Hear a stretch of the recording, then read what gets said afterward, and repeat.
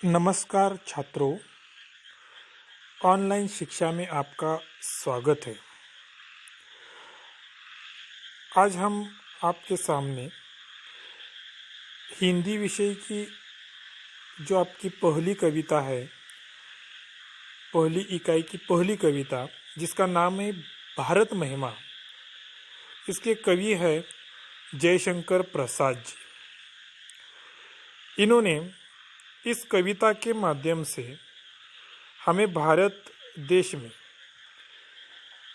जो प्राकृतिक सौंदर्य हमें उपहार के तौर पर मिला है, उसका वर्णन जयशंकर प्रसाद जी ने छायावादी रूप में अच्छी तरह उन्होंने किया है।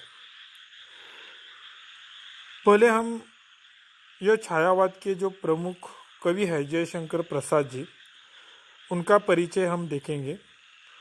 उनका जन्म 1890 वाराणसी उत्तर प्रदेश में हो गया। उनकी मृत्यु 1937 वाराणसी उत्तर प्रदेश में ही हो गई है। उनका परिचय दिया है, देखिए। जयशंकर प्रसाद जी छायावादी युग के 4 स्तंभों में से एक है। यानी छायावाद के जो प्रमुख 4 कवि है, वह उसमें से एक प्रमुख कवि जयशंकर प्रसाद जी है। छायावाद के जो प्रमुख 4 कवि है, उनकी भी जानकारी देखना हमें महत्वपूर्ण है। उनमें से एक है जयशंकर प्रसाद, 2 हैं सुमित्रानंदन पंत, 3 है महादेवी वर्मा और 4 डॉक्टर राम कुमार वर्मा जी। यह 4 कवि हैं। उन्होंने एक लेखन शैली अपनाई, उसे ही छायावादी काल ऐसा कहा जाता है। उसमें से जयशंकर प्रसाद जी का कार्य बहुत अच्छा रहा। छायावाद में प्रकृति वर्णन, प्रेम वर्णन, उसमें श्रृंगार आदि जो रसों का वर्णन है, वो बहुत ही अच्छी तरह एक अलग शैली में तैयार हो गया। उसके बाद हम देखेंगे जो जयशंकर प्रसाद जी है, वह एक प्रकार के कवि, नाटककार, कथाकार, उपन्यासकार तथा निबंधकार के रूप में वो प्रसिद्ध है। आपकी रचनाओं में सर्वत्र भारत के गौरवशाली अतीत, ऐतिहासिक विरासत के दर्शन होते हैं। यानी उनका जो चरित्र हम जो देखा है, वह तो बहुआयामी चरित्र है। यानी साहित्य में जो सभी विधाओं को स्पर्श करने का काम जयशंकर प्रसाद जी ने किया है। उनकी प्रमुख कृतियाँ है, वह है, देखिए, झरना, आंसू, लहर, यह उनका काव्य है। कामायनी, यह महाकाव्य है। स्कंदगुप्त, चंद्रगुप्त, ध्रुव स्वामिनी, ऐतिहासिक नाटक यह है। प्रतिध्वनि, आकाशदीप, इंद्रजाल, यह उनका कहानी संग्रह। कंकाल, तितली, इरावती, यह उपन्यास, यह उनकी प्रमुख कृतियाँ है। इनके सिवा बहुत सारा साहित्य हिंदी का उन्होंने लिखा है। जो आज हम कविता देखने वाले हैं, उस कविता के बारे में देखिए। प्रस्तुत कविता में कवि ने अपने देश के गौरवशाली अतीत का सजीव वर्णन किया है। कवि का कहना है कि हमें अपने देश पर गर्व करते हुए उनके प्रति अपना सर्वस्व निछावर करने के लिए हमेशा तत्पर रहना चाहिए। यानी जो हमारा पाठ्यक्रम दिया गया है, उस पाठ्यक्रम में अलग अलग विषयों के ऊपर गद्य और पद्य दिए हैं। उसमें से यह जो कविता है, वह देशभक्ति के ऊपर दी गई है। और यह देशभक्ति व्यक्त करने के लिए उन्होंने यह कविता के माध्यम से आपको कहा है, क्योंकि हमारी देश की जो परंपरा है, वह बहुत गौरवशाली है। उसका वर्णन करते हुए उन्होंने कहा कि इस देश की रक्षा करते समय इसी प्रकार कवि जयशंकर प्रसाद जी कहते हैं कि प्रकृति ने हमारे देश भारत की रचना बड़े प्यार से की है। हमारा देश हिमालय की गोद में बसा हुआ है। संस्कृति का निर्माण सबसे पहले हमारे भारत देश में ही हो गया है। हमारे देश में ही सभ्यता और संस्कृति पर हमें गर्व करना चाहिए।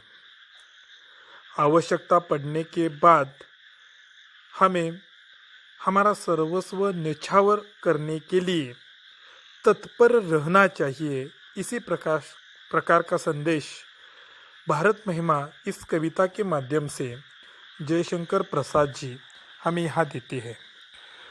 उसमें हम इस कविता के माध्यम से जो पद दिए हैं उसके द्वारा हम यहाँ जानकारी देखेंगे। उसमें पहला पद है, हिमालय के आंगन में उसे किरणों का दे उपहार, उषा ने हंस अभिनंदन किया और पहनाया हीरक हार। उपहार का मतलब है भेंट।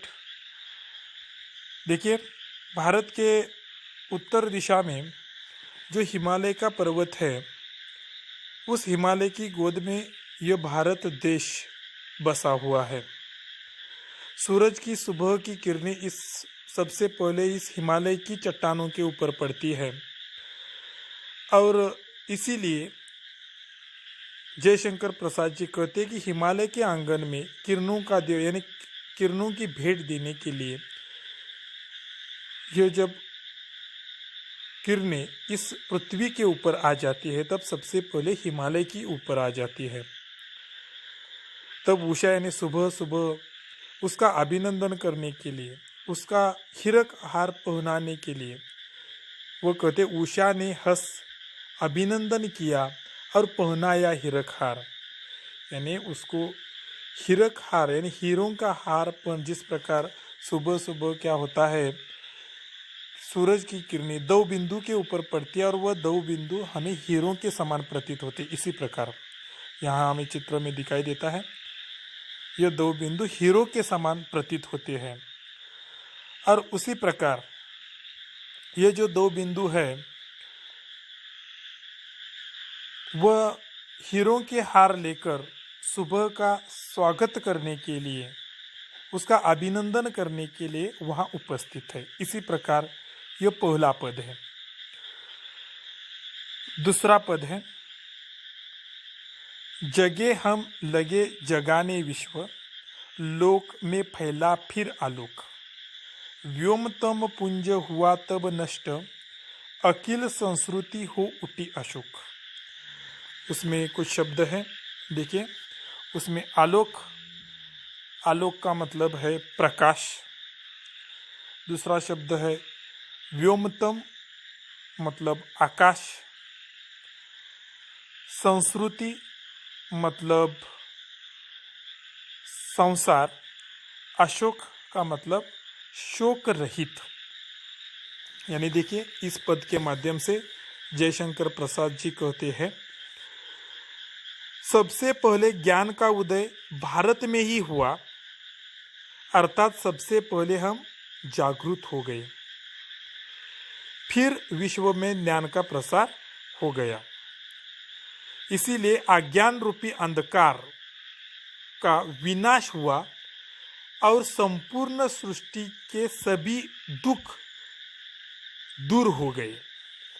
यानी सबसे पहले ज्ञान का प्रकाश इस भारत देश में ही हो गया और फिर ज्ञान का प्रसार पूरे विश्व में हो गया और फिर सारे जो दुख है वह दूर हो गए। यानी जो पृथ्वी है, इस पृथ्वी पर ज्ञान का प्रकाश जो पड़ गया है विश्व में, वह सबसे पहले इसी भारत देश में हो गया है। सबसे पहले भारत देश में हो गया है। और फिर वह आगे कहते हैं, देखिए, विमल वाणी ने वीणा ली, कमल कोमल कर से प्रतीत। सप्त स्वर सप्त सिंधु में उठे, छीड़ा तब मधुर साम संगीत। यानी विमल वाणी ने विनाली, यानी विमल यानी पवित्र सरस्वती। सरस्वती ये चित्र में आपको दिखाई देती है। कोमल कर, यानी इस सरस्वती ने अपने कोमल हाथों से प्रेम पूर्वक ज्ञान को बांटने का काम सबसे पहले इस भारत देश में किया है। सबसे पहले इस भारत देश में किया और फिर सारे विश्व में ज्ञान का प्रसार हो गया। यानी सबसे पहले ज्ञान भारत में निर्माण हो गया, ऐसा वर्णन जयशंकर प्रसाद जी कहते हैं। इस पवित्र भूमि पर ज्ञान का प्रसार हो गया। सारे दुख को नाश करने का जो ज्ञान है वह भारत देश में प्राप्त हो गया है, ऐसा वर्णन उन्होंने किया है। और वह आगे कहते हैं,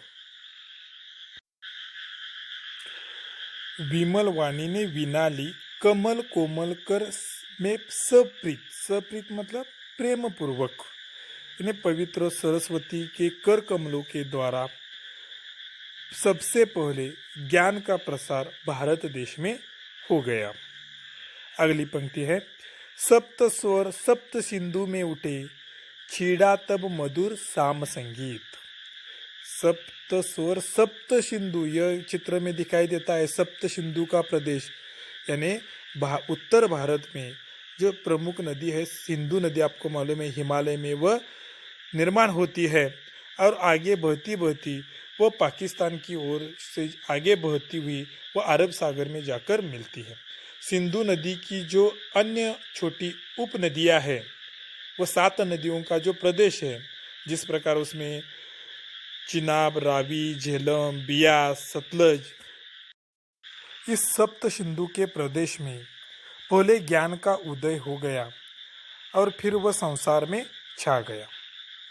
यानी आपको मालूम है पहले आदमी को खेती का ज्ञान नहीं था, तब वह इधर उधर करता हुआ भटकता हुआ जीवन जीता था। लेकिन वह खेती का ज्ञान उसे मालूम हो गया, खेती में फसल किस प्रकार आ जाती है इसका ज्ञान उसे हो गया, तब एक स्थान पर वह स्थिर हो गया। यानी सप्त सिंधु के प्रदेश में जो सुपीक उपजाऊ जमीन है, उस उपजाऊ जमीन में खेती करने के लिए मानव ने आपका संसार का निर्माण उन्होंने वहाँ किया और वहाँ से ही वह मनुष्य जाति है उसका विकास आगे आगे होता रहा है। इसी प्रकार का वर्णन यहाँ जयशंकर प्रसाद जी करते हैं। इसीलिए वो कहते हैं, सप्त स्वर सप्त सिंधु में उठे, छीड़ा तब मधुर साम संगीत। यानी वो इस सप्त सिंधु के प्रदेश में पहले ज्ञान का उदय हो गया और फिर वह संसार में छा गया। यानी आपको मालूम है पहले आदमी को खेती का ज्ञान नहीं था, तब वह इधर उधर करता हुआ भटकता हुआ जीवन जीता था। लेकिन वह खेती का ज्ञान उसे मालूम हो गया, खेती में फसल किस प्रकार आ जाती है इसका ज्ञान उसे हो गया, तब एक स्थान पर वह स्थिर हो गया। यानी सप्त सिंधु के प्रदेश में जो सुपीक उपजाऊ जमीन है, उस उपजाऊ जमीन में खेती करने के लिए मानव ने आपका संसार का निर्माण उन्होंने वहाँ किया और वहाँ से ही वह मनुष्य जाति है उसका विकास आगे आगे होता रहा है। इसी प्रकार का वर्णन यहाँ जयशंकर प्रसाद जी करते हैं। इसीलिए वो कहते हैं, सप्त स्वर सप्त सिंधु में उठे, छीड़ा तब मधुर साम संगीत। यानी